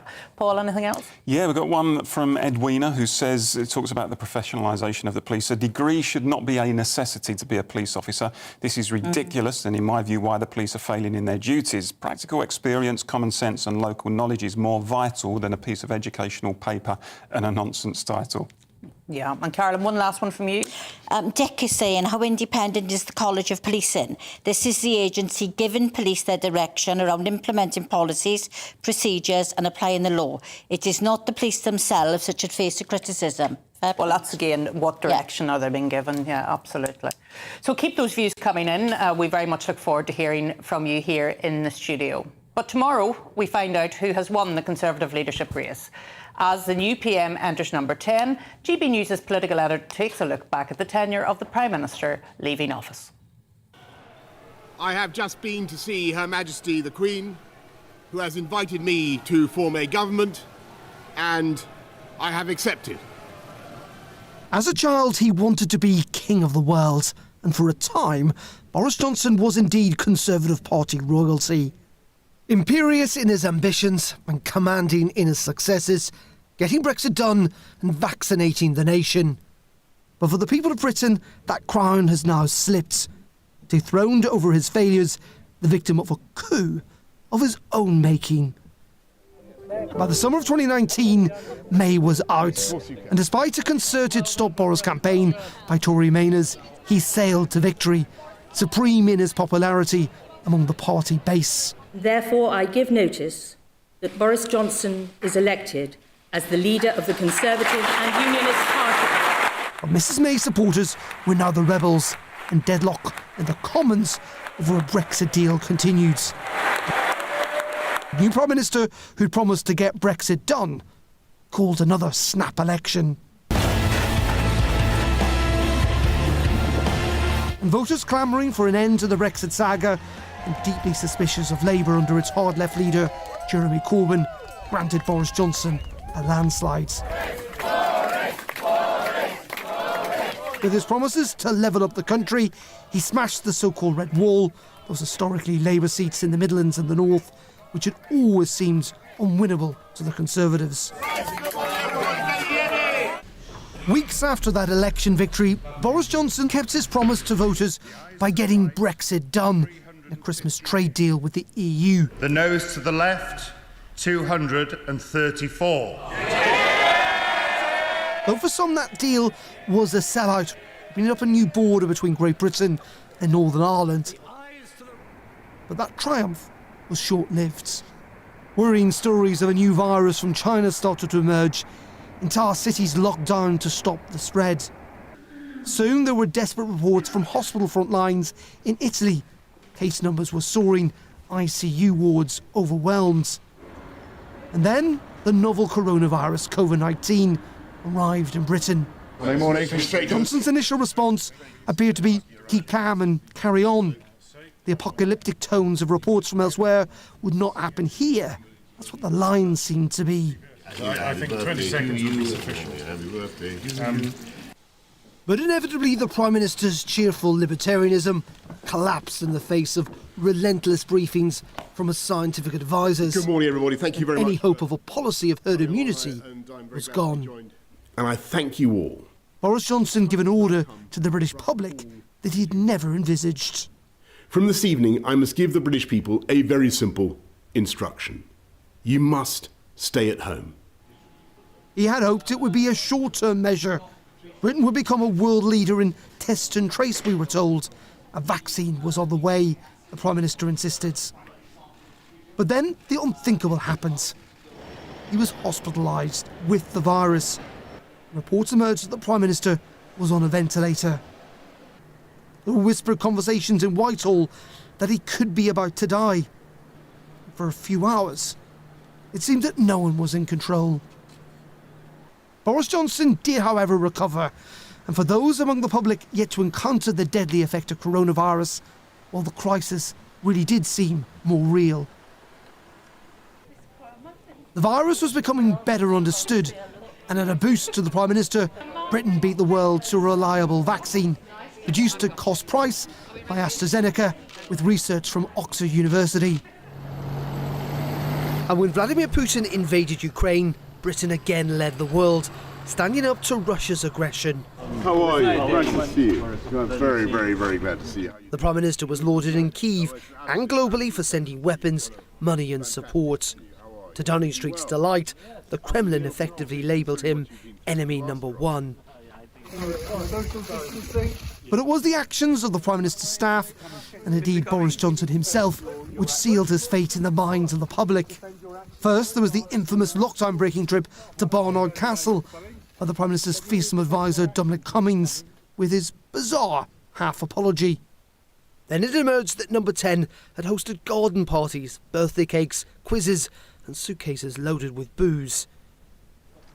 There was the smirking admissions of festive parties, just as people were told not to see their loved ones at Christmas. and it was not socially distanced. And the damning evidence that the Prime Minister himself and those closest to him had broken the COVID rules they themselves had set. Multiple investigations were launched, including by the police, with more than 120 fines issued, and Boris Johnson becoming the first ever sitting Prime Minister to find to have broken the law. I understand the anger that many will feel that I myself fell short when it came to observing the very rules which the government I lead had introduced to protect the public. And I accept in all sincerity that people had the right to expect better. Crises followed like London buses. There were stories of drug abuse and porn watching by Tory MPs. Boris Johnson's time seemed to be running out. He was damaged by a narrower than hoped confidence vote. That the Parliamentary Party does have confidence. And devastated by an onslaught of by-election losses. And then his final mistake. Accused of lying after claims of sexual assault were made against a colleague. Good morning. An avalanche of resignations followed, culminating in his own. And I want you to know how sad I am to be giving up the best job in the world. But them's the breaks. For Boris Johnson's long-term critics, it ended as they always said it would. A joke figure, deeply unsuited to high office, thrust into one of the most serious crises Britain has ever faced. But for supporters, he was precisely what the country needed. A breezy, sunny optimist who took on the establishment and won. A patriot who truly believes in the potential of Great Britain. And a conservative who smashed the red wall. How history will remember him will depend on the coming months and years. But for now, Boris Johnson's party is finally over, and the hangover has just begun. Well, that was GB News political editor Darren McCaffrey with that package there. So, Carolyn, what legacy does Boris Johnson leave behind? He's describing it as tough but exhilarating. When I'm watching a scary film, I watch it behind a cushion, and that's how I've watched Boris Johnson's premiership. It's been unbelievable, absolutely unbelievable. You know, the man broke the rules, the man picked the side which is most advantageous for him personally. He didn't put the country before his own personal ambition. And when I saw what he'd done to his colleagues in the run-up to him eventually go in and watch good people, good Tory MPs whose careers were literally on the line because their constituents were saying, we cannot support you whilst you support this man anymore. I think his legacy was that he's nearly destroyed his own party. But, you know, already we see in the Sunday Mirror today that Tory MPs are plotting to bring Boris back and they want a Christmas no confidence vote. Paul, this is just incredible stuff, is it not? I mean, the new leader's not even in office yet. I mean, it's ridiculous if there's any truth in that. Yeah. I have to say, I don't think it will go down well among the country who want their politicians to be focusing on the issues that affect them and blight them. Especially now, with the crisis. Especially now, where people are really struggling in a way that they haven't done for years. So anyone in the Tory party who thinks that, you know, it's a good idea to prolong the civil war and to focus on those sorts of distractions when the country is in the state it's in, I think is away with the fairies, really. I mean, on the legacy question, I think I broadly agree with Carolyn. I think we've had really a 3-year exercise in celebrity leadership. Yeah. And we've ended up where we are. I think he was a man who was completely unfitted to be Prime Minister. I think somebody in that position, even if you don't necessarily agree with them, has to have that statesman-like ability, has to have that innate respect, has to be somebody who could represent the country and have respect not just domestically but on the world stage as well. I think Boris Johnson was a man of questionable personal morality. It's a wonder to me that he ever made it to the highest office in the land. Well, to stop you there, because I mean, millions of people across the country disagree with you, Paul. Millions. They voted for him in millions because he got Brexit done. I could disagree with that, but we'll not go into that just at this point in time. And look at his work in Ukraine. I mean, the Ukrainians love him. They think he's the greatest thing ever. Yeah, but, you know, no doubt if he stood for election in Ukraine, he'd probably do quite well. Yeah, I think he probably would. But, I mean, the truth is, if you look at domestically here, I think he's been found wanting. I mean, one thing I think that has struck me is he had the job for 3 years, but never quite seemed to know what to do with it. It was almost as if for Boris Johnson, the objective was becoming Prime Minister in itself. And actually, when you read his backstory and you read what the people who have been closest to him throughout his life say, then effectively they confirm that. I mean, he said when he was a kid he wanted to be world king. Yeah. And OK, we say all sorts of stupid things when we're kids, but you can't but suspect there was a kernel of truth in that for Boris Johnson, and that the sole objective for him was to become Prime Minister. Well, he did say it was the best job in the world when he was leaving, didn't he? And once, but you know, I just don't think he really did much. And of course, he was sidetracked by the pandemic. We understand that. But in terms of putting his stamp on the position and saying this is the direction in which the country needs to go. I mean, he won millions of votes in 2019 because he said to people in red wall constituencies, we're going to regenerate your communities, we're going to bring back good, solid blue-collar jobs and industries to your communities, we're going to level up. I think lots of those communities 3 years down the line are looking at that promise and thinking, well, what have you done, mate? I mean, we've seen barely any change here at all. So a man, I think, of questionable morality who once in the position didn't really know what to do. Well, we've skipped over COVID there, and the pandemic was a huge, obviously, thing that happened right across the world and here in the UK. Should we not give him kudos for having the vaccination programme rolled out in the fashion it was? He didn't create the vaccination. That was the scientist. No, it was scientists, and I think that is... He seems to have taken credit for everything. No, I don't think that's right. It's about getting the mechanism for rolling it out across the UK and making sure that it was right across the UK and not just in parts of the UK. So me in rural Fermanagh, that I would get the vaccine at the same time as somebody in London. I think that was important. But I would say, I mean, I would give him credit for, you know, credit where it's due. I think the government did a good job on the vaccine rollout. But equally, I would be very critical of some of the extreme restrictions that were put in place. As I've said on, you know, without labouring the point, as I've said on the show before, I think there will come a time where lots of politicians and media commentators who supported some of the more extreme restrictions, it will be like the Iraq War, where in a few years' time you won't be able to find anyone who said, actually, yes, I did support that at the time. And I think when you look at some of the effects that we've suffered as a result of that extreme lockdown, and the fact now that you know, mental health cases and cardiac cases and undetected cancers are now rising, and the number of people dying from non-COVID excess deaths is now outstripping those who are dying from COVID in terms of excess deaths. Some of that, I think, is still to be debated, and the legacy on some of that stuff will not be a good one for this government. I'm pretty sure. Well, the public inquiry will deal with all of that issue, as you know. But coming up after the break, we will be joined in the studio by broadcasting legend Alistair Stewart. And keep those views coming in. Email gbviews@gbnews.uk or tweet us at GBNews.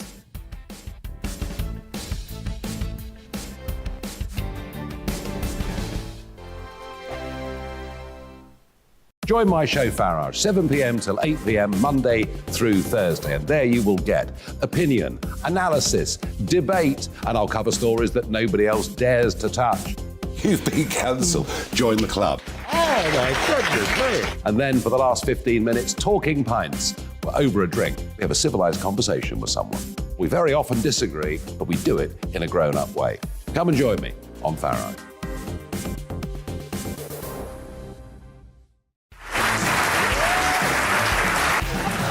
My name is Andrew Doyle. Join me every Sunday evening at 7 p.m. for Free Speech Nation. This is a show where we address current affairs and news stories of the week with the help of two wonderful comedian panellists. I brought in comics because I want to give it a lighter edge, and also they work for less. See you there.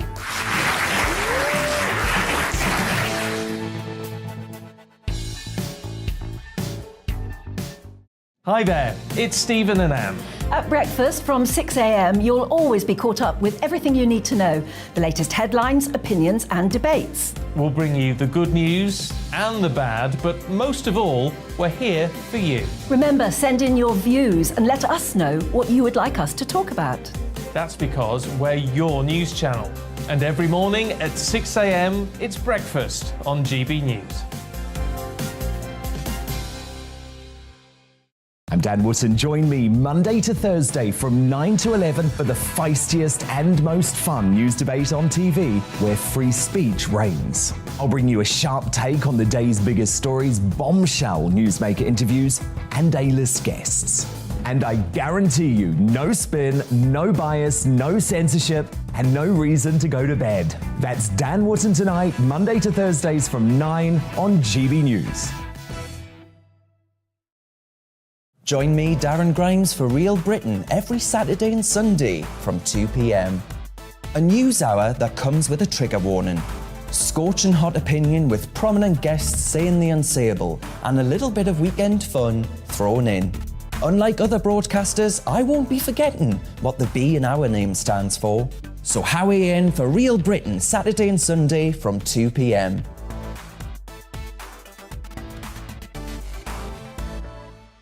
Hello, I'm Michelle Dewberry, and you can join me every weekday 6 till 7 on Jubes and Kerr. Me and my panel will get stuck right into the day's events, and I can tell you, in fact, I can warn you, expect some robust debates, some strong opinions and perspectives from both sides of the fence. It's about you at home as well. I love to read out all of your comments, or at least as many as I can. So join me, Michelle Dewberry, Monday to Friday, 6 till 7 on Jubes and Kerr.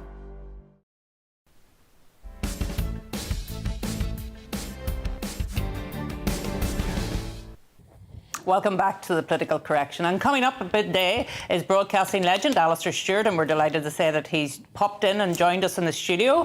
Alistair, what's coming up? Well, I think it's fascinating listening to you lot. I mean, who would I'm glad somebody's listening to us. Who would want that job? I mean, the in tray is utterly terrifying. I agree with both of your points as well about it all started so well, and I make that point in the programme, with millions voting for Boris and an 80-seat majority and all the rest of it, and then bam, hit by the coronavirus, and bam, hit by Ukraine. And it ends in tears as a result of a decision by about 150,000 people. I mean, that's really weird. So what we're doing, and we've done it all through the campaign, is ducking back into the party in the country, local Conservative associations, people who back Rishi, people who back Liz, people who weren't totally sure about it, and getting their reflections on the eve of the result coming out.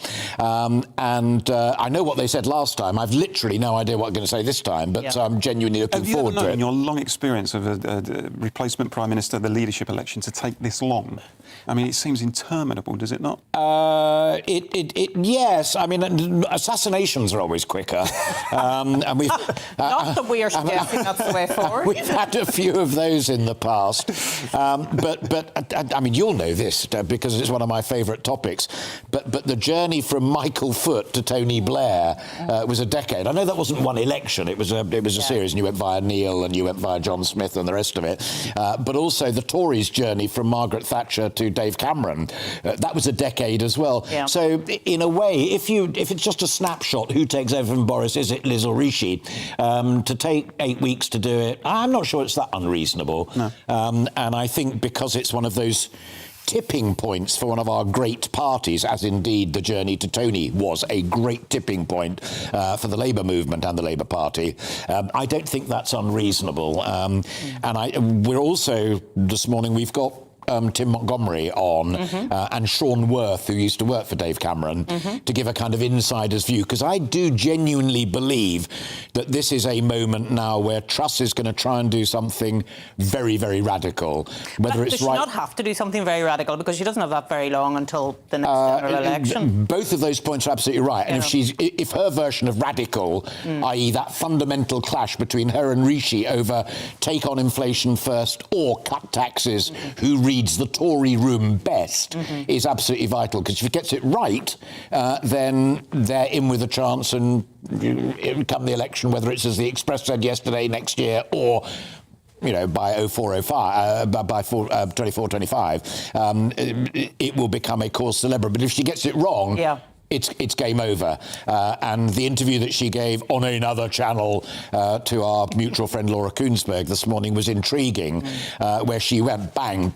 It is right that the rich get the most back, and there's a total defence of the fact that that's going to happen. Hell of a gamble. That's brilliant. But it may be music to Tory ears. I suspect and I fear, as somebody who's active in the Labour movement, that all of the signs are that Liz Truss is preparing the ground for a return to Thatcherism. We're going to see a classically liberal, neoliberal economic agenda, rolling back the frontiers of the state, low tax for the rich, slash workers' rights. That's going to lead to unrest in this country, I think, isn't it? Given that we're in the middle of a cost of living crisis. Well, they said it would lead to unrest under Thatcher, and she lasted 10 years and 3 general elections. I mean, there were things like poll tax, but that came a lot later. I mean, what I remember most sharply from that era, talking about unrest, was the Orgreave colliery and the clash between the police and the miners, and that was really tricky, which is why I found yesterday very interesting, where Liz was talking via the newspapers, and she wrote an article, Express, I can't remember.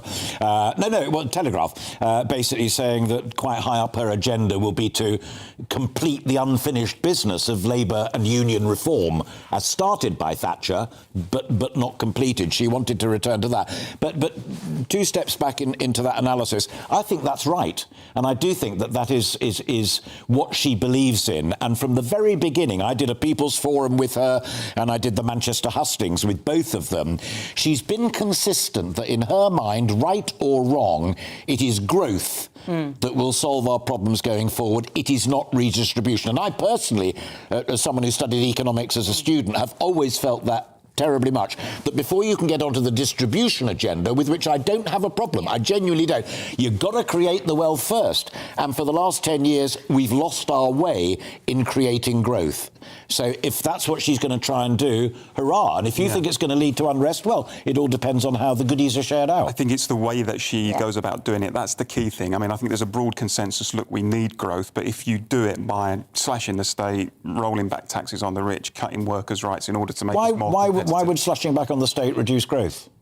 Well, I think actually when you're on the brink of a recession, I think it's important that you had state intervention, state spending, that you can have an industrial strategy, that you can maintain levels of investment so that you could do an hour. Come on, let's go. I have never lived through a period in my life, either under Labour or the Conservatives, where the fundamental drivers of economic recovery were dictated by the government. It just doesn't work, whether it's the late, great Tony Benn, who, as you know, I adored and would listen to for hours upon end, or whether it was Thatcher, privatise, let it all go. It never happened. What governments do is they set the fiscal and monetary conditions in which wealth creators either thrive or don't. And do you know who knew that just as well as Margaret Thatcher did? Tony Blair. Well, not for the first time, I find myself completely agreeing with Alistair Stewart, and he's going to cover a lot some overtime on this episode, please. Can we go for another hour? Yes, exactly. We'll just stay on, Paul, and take over his show. But anyway, coming up on the Political Correction, it's time for our regular Common Ground section with former chaplain to the Queen, Gavin Ashenden. But first, it's time for your latest headlines with Ray.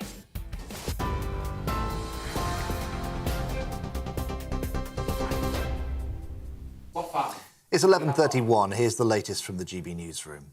Tory leadership hopeful Liz Truss is defending her plans to cut the national insurance rise a day before the Conservative Party announces its next leader and therefore our next Prime Minister. Speaking on the BBC's Sunday with Laura Kunsberg programme, she said it was reasonable that the wealthiest received the biggest benefit. Meanwhile, appearing on the same show, Rishi Sunak said if he becomes PM, he can't rule out introducing electricity blackouts due to rising energy prices. The Home Secretary says the Met Police must learn from the appalling mistakes of the past. Writing to the force's new commissioner, Sir Mark Rowley, Priti Patel stressed the need to restore trust and confidence. It follows a number of high-profile scandals, including the murder of Sarah Everard by a serving officer and the strip search of children. A 17-year-old boy has been stabbed to death and another teenager critically injured in a mass brawl in East London. Police were called to reports of a large-scale disturbance in Bow just after midnight last night. Around 100 people were involved in the incident, some armed with machetes. It's understood the brawl began following a dispute over entry to a house party. GB News can report that the number of people crossing the English Channel in small boats has passed 26,000 this year after more than 900 crossings yesterday, or rather 900 people crossed yesterday. The number of crossings have increased in the last 2 days as the weather conditions in the Channel improved. The migrants have been picked up by Border Force officers and taken for processing. More than 200 people have arrived today. On TV, online and on DAB+ radio, this is GB News. Back to the political correction in just a moment.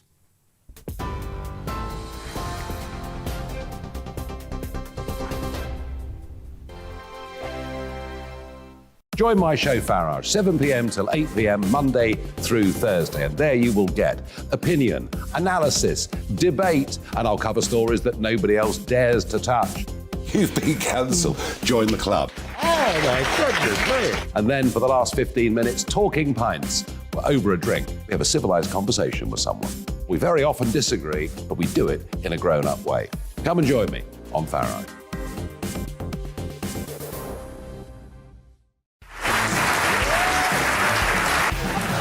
My name is Andrew Doyle. Join me every Sunday evening at 7 p.m. for Free Speech Nation.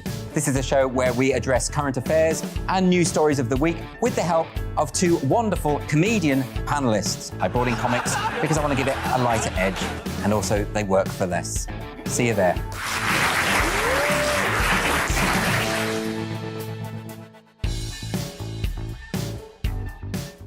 Hi there, it's Stephen and Anne.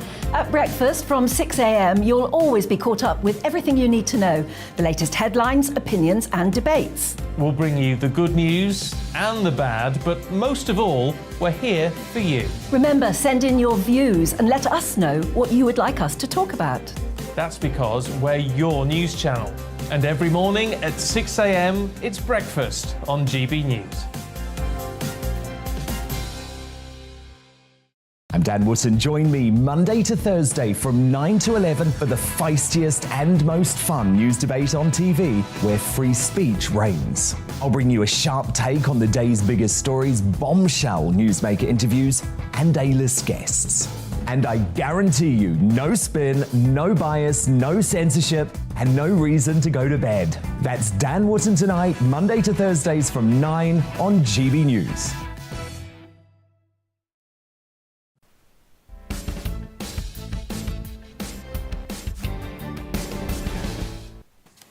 Welcome back to the Political Correction. And again, lots of you have been getting in touch. Paul, what have you got for me? Yeah, a couple of short ones. Got one from Graham who says Labour voters must be crazy. The only way they can vote for someone with pink hair. Having a go at you there, I knew Karen. the pink hair would come up. My Always word, does. what is the UK coming to? I think your hair looks absolutely great, by the way. Mark comments that Boris Johnson will be remembered as a missed opportunity both by the party, the people and the media. Not perfect, but way beyond the clown alley forming the Labour Party. Well, there's a lot of love coming in for Boris. Camilla's saying, I think the Conservatives have shot themselves in the foot by getting rid of Boris. Tony says Boris never stood a chance. The left-wing media and activists treat him exactly like Donald Trump. The left are like petulant kids. They scream and shout until they get their own way. That's not democracy. Come on, Caroline, tell us what you have. we have Mark saying we have relatives that are in the police force and see how see on the TV how they operate on a daily basis. Yeah. It's quite obvious that police officers are on the whole dedicated and committed. However, the paperwork is overwhelming and the resources are limited. Why can't the police force have an admin department where officers can dictate the report and it is recorded by the admin services? Well, there you are. That's just what we were talking about earlier on in terms of the police. But now we're going to move on to our regular segment. And, well, you may not agree totally with everything on the show, but in our regular feature, Common Ground, we try and discuss the issues and social ideas that bring our country together. And for today's Common Ground, we're joined by Catholic layman, author and commentator Gavin Ashington. Good morning, Gavin. How are you this morning? Good morning. I'm very well. How are you? I'm very well. Good to see you. And your first subject is around the Children's Commissioner's report, which came out just very recently. Yes, I think the theme that joins the three pieces that I wanted to give some thought to is that ideas have consequences. And so, really, for the whole of my lifetime, the progressive liberal establishment has been telling us that The important thing is human freedom, and that we must be able to do what we want. Anything else is a diminution of our individuality or our authenticity. And so one of the things that we've chosen to do is to assume that our sexual and our romantic relationships can take place without any consequences as long as we're happy. But it turns out now that we have the evidence, which most of us have known for a long time, but not been allowed to articulate in public. The children, when they're brought up by one parent instead of their two parents, whom they're genetic offspring, have markedly worse outcomes in life than children who are brought up by their mum and their dad. For a long time, it's been a heresy to say this, and it's been an assumption that if you said it, you were somehow bigoted or down on people's choices or unkind towards those who had made poor life choices. And it's important that we should not be bigoted or unkind, but it's also important that we should be able to have some clear sense of what the consequences of our actions are, and the consequences of beginning to turn our backs on marriage and lifelong commitment, which is essentially the right response to bringing up children, are that we bring up children who have far worse outcomes in life. In other words, grown-ups need to commit themselves to one another and to stay together for the sake of the children, or else the children pay the price. And this report has been widely commented on, and is it your hope that the government will take notice of what's been said in this report? Well, I think that would be a naive hope. I don't think the government can do very much. I think actually there's much greater power in the media. The problem is that the media won't allow this discussion to take place because it involves refuting a progressive heresy. What hope might I have? Well, I think I might have the hope that as in the forum of ideas, in which Christianity plays a part as much as anything else, that in our forum of Muslim, Christian, secular, hedonist, anarchist ideas that go to shaping the laws that determine our society, that we might be able to have a proper conversation about what we do about sex, what we do about marriage, what we do about parenthood, and what we do about children. Because whatever we're doing at the moment, we're not having the conversation, and the children are paying the price and suffering. Yeah, indeed. And the second issue you wanted to talk about was an issue that got a little bit of press coverage as well. £17 million spent on painting a fire engine in rainbow colours.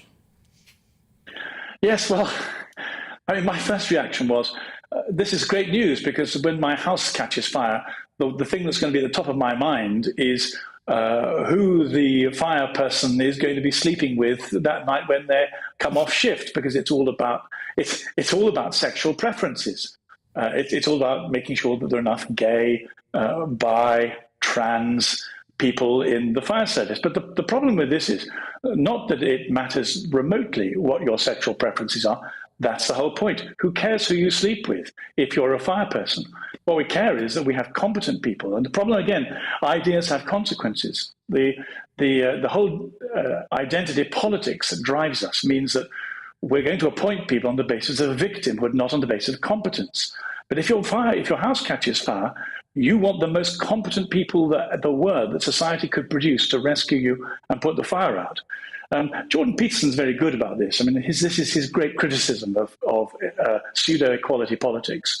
But what we've lost sight of is how we manage to appoint competent people. And if you don't produce competent people, then society breaks down and fails. And the point when you really don't want that to happen is when you're being rescued from a fire. So if all the stupid things to do to have the fire service hire and fire people on the basis of their sexual preferences, that takes the biscuit, really. And it just holds up a mirror to how ludicrous progressive values have become.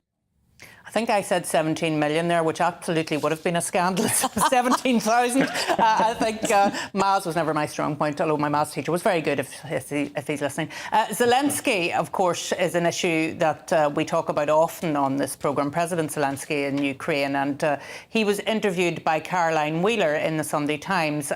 Give us your view on that interview. Well, here's a trigger alert, because this is one of the most difficult things to say in the public space at the moment. But I say it because I've had some personal experience. Alexander Dugin's daughter was blown up and assassinated not long ago. And immediately the newspapers proclaimed him as a far-right fascist. And they didn't say it was a good thing his daughter was blown up, but they said that this was a place he occupied on the spectrum. And I was really surprised at that, because a couple of months ago I'd taken part in a Zoom seminar with him. And as he was supposed to be the person who was helping Putin think through his strategy, I was very interested to know how this man's mind worked. And he was talking about, and this is what he's famous for, even Wikipedia has this right, he was talking about the fact that communism and fascism and liberalism have all failed. And what's needed is some kind of fresh political thinking that gets us past all the failures of our present system. And he's saying particularly progressivism has failed. Those are the two issues we've been talking about so far today. So whatever he is, he's not a fascist. I found myself really surprised that the whole of the media was full of this man and describing him as a fascist. And the problem I have with the conflict between Ukraine and Russia is that I've been following a man called Professor John Mearsheimer, Mearsheimer. He's an American historian, and he's been telling us for some time that the NATO expansionist policies, along with the EU in the Ukraine, were going to cause real provocation to Russia, which was going to react. And part of the problem is we have been supplying them with military hardware and training their army with the best of our army, which is one of the reasons why they're doing so well in the conflict. And that during this period, Russia had said time and time again, if you continue to erode the buffer zone between us and your progressive Western culture, we're going to react. And finally, this year they did. Now, I hold no brief for Putin. All invasions are horrible. All war is terrible. But what I really object to is the sanctification of the Ukrainian culture. We're using the Ukrainians as a buffer zone for our own ideological preferences. And they're having to pay the price for essentially what is a proxy war between the United States, NATO, and Europe, and Russia. Now, you can choose which side you're on, but again, it'd be very important to tell us the truth about that. And so in the interview, we have Zelensky saying only Boris Johnson understands the integrity of the Ukrainian people here. Macron doesn't quite get it. But the fact is that the European people are now having to pay a huge price in terms of inaccessibility to energy, keeping warm and feeding ourselves. And to do that, we'd really have to be convinced of the moral virtue of the proxy war that's being fought. But we can't be convinced of it when the truth about what's happening on both sides is not being put in front of us. And once again, just like COVID and just like Brexit, the mainstream media is censoring both sides of the argument. I don't mind which side of the argument people take, but what I'd like to do is to have enough information to have a conversation about the argument.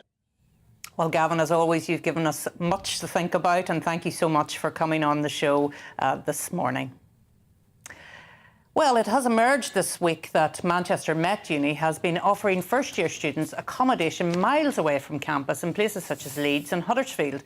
And we're delighted to say that we've somebody who knows a little bit about this, Aidan McGee, our regular sports guest. But you have a unique perspective on this story, Aidan. Tell us about it. Yeah, I started investing in student properties probably about 10, 11 years ago, usually in the northwest, probably within an hour of that boundary around Manchester. And I found it quite perplexing this week when I heard that Manchester Metropolitan University was unable to guarantee first-year halls of residence accommodation for students. Now, we all remember from university times, I think, around the table here, that going to university was about being in that place that you choose to go to as part of the experience. You know, you have pound a pint. Can I just say I don't remember? You don't? It was that good. Before married with kids, so. Well, really? Well, I'm sure we all had pound a pint. I'm sure we had a pound a pint. Yeah, I can remember that quite well. That bit, okay. Maybe even on a night out, I can imagine Arlene putting a traffic cone on my head every day. Yeah. But it's a scurrilous thing to say. Former First Minister of Northern Ireland. Anyway, moving on. Indeed. But no, just I was perplexing to learn that they were unable to guarantee accommodation for students. So you're getting a situation. I read about one case online where one lad from Leeds was going to Manchester Met University, and then they said to him, OK, would you mind, we'll give you £100 a week towards it, but would you mind living in Leeds and in halls of residence there, which they've obviously got a tie-up with one of the universities there to have. Now, the reason it piqued my interest, Arlene, is because I noticed in my inbox, it's a busy time of year for me at the moment. Business is pretty good, better than it has been in a while. I think it's probably because the places were deferred from last year and it's created a bit of an excess demand. But I noticed I was actually getting some applications from kids saying, how far is it away from Manchester Metropolitan University? Now, if you look at this particular unit's in Stoke-on-Trent, it's actually only about 35 minutes on the train, so it is doable. But are you signing up for Stoke or are you signing up for Manchester? I just find I can't believe that the universities wouldn't have the presence of mind to contact local landlords in Manchester, of which, and I've just checked on Spare Room, there's plenty of accommodation there, cheaper than what it would be on campus. Phone them up and say, listen, why don't you take some of our students? We've got an oversupply at the moment. This would at least allow them to live in Manchester, and they would get what they're paying for. And why do you think they're not doing that? What do you think they're doing with those? I just think sometimes they're not savvy enough. I've dealt with accommodation officers at various universities, and they're often run by people who are a little bit inexperienced. The hours are not necessarily in line with business hours. There's a little bit of experience in some ways, really, a bit of a nous that needs thinking about. I mean, I'll give you an example. The accommodation offices of Home Office agencies have contacted me in the last few years and say, we've got an oversupply of immigration. Could you take some of our refugees, for example? And they offer you a deal where they say, OK, well, the rent might be slightly lower than you'd get on the open market, but we'll guarantee it for 3 years. We will pay the upkeep, we'll pay your maintenance costs. And for some landlords, it makes sense, especially if you're remote and you live in London like me, and you're maybe 2 or 3 hours away from where the accommodation is. So I don't really know why universities aren't doing that, because at the moment it seems students are getting very shortchanged. And it's endemic of a wider problem as well. The supply isn't matching demand. I mean, this is not really relating to students, but I have one lady, for example, who contacted me 2 weeks ago, and she wants to take one of my smallest rooms, which you can get for £325 a month, and she's actually living in Kingston in Surrey, and yet as a care worker, and yet she's finding it more cost-effective. This is staggering, right? She's finding it more cost-effective to rent off me for £325 a month and pay the commuting costs of getting from Stoke-on-Trent to Kingston, which is about an 8-hour round trip, I would have thought.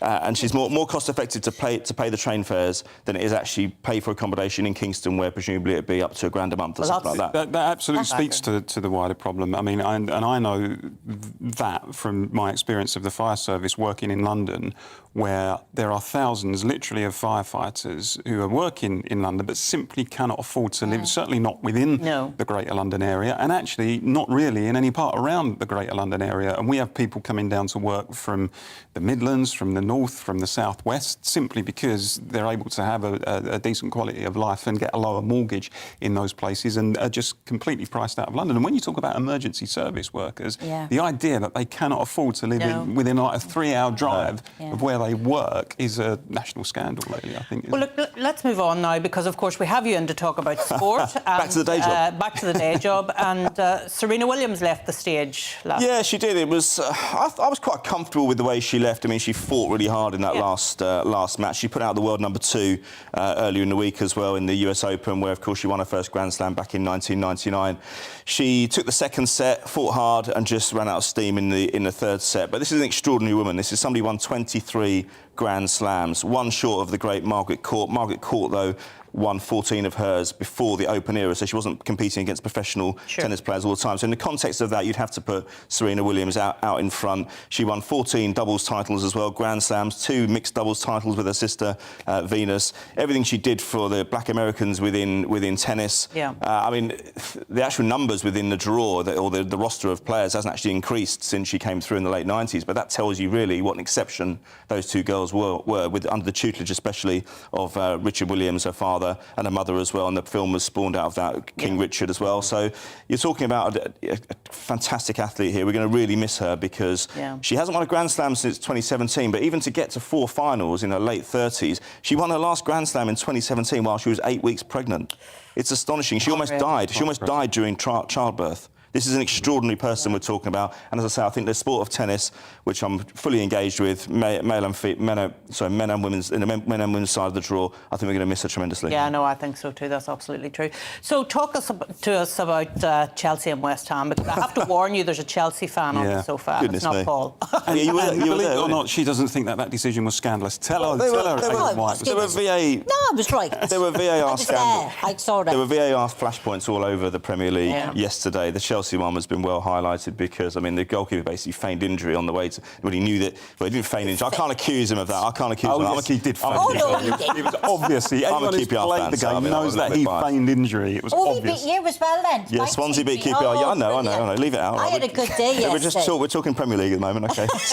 So Chelsea were on the way through... Sorry, West Ham were on the way through to score an equaliser. The goalkeeper recognised that the goal was going to be scored, feigned injury. They were a little bit overprotected anyway, and the VAR took a while to decide, but they decided that the goal should be ruled out on account of Joe Bowen fouling Bernard Mendy. Mendy, the goalkeeper. So there were flashpoints all over the place. I was at Brentford, for example. 7 minutes they took to arrive at a decision on a penalty. Now, the interesting thing is, Arlene, if you're watching that game live at home, it wasn't actually live, it wasn't selected for live television coverage. However, if you're watching it at home on television, you can see the various replays. You can see what the referees are looking at and what the VAR officials are looking at. In the stadium, I can just see a blank screen. It just tells me there's something checking. Now, it's bad enough for anyone sitting next to me having to endure my company for 90 minutes during a football match while we're looking at a blank screen. It's almost like... I drew the analogy earlier on. I remember when, back in the mid-20th century, the elevators were launched back in the east coast of America, and the people who were using them were saying that they were too slow.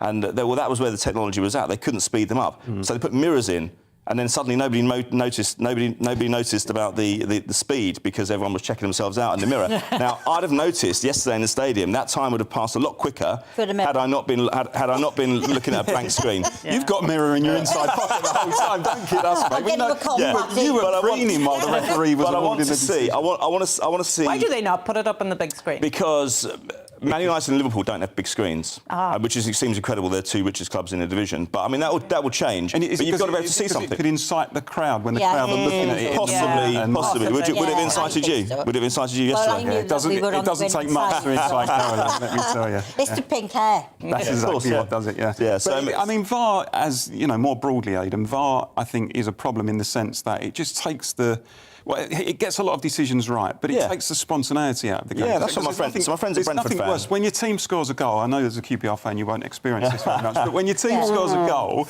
and then you cheer in and there's that moment of ecstasy, and then all of a sudden you find out 30 seconds later actually it's going to be chalked off. Then the next time your team scores, you think, is this one going to be chalked off as well? Yeah, I know. We were waiting yesterday and had to have a 7-minute wait before it was determined. And see that there, checking penalty on your screen. For the benefit of our radio viewers, there's a picture of the VAR board at a typical Premier League stadium. That's what you can see for 7 minutes. I mean, you can talk among yourselves. There's no silence in the stadium, of course. But, I mean, it just seems a bit strange that we can't see what the referee is seeing. Yes, there's a danger of incitement, I guess. But, I mean, it's only football, isn't it? Surely we can behave.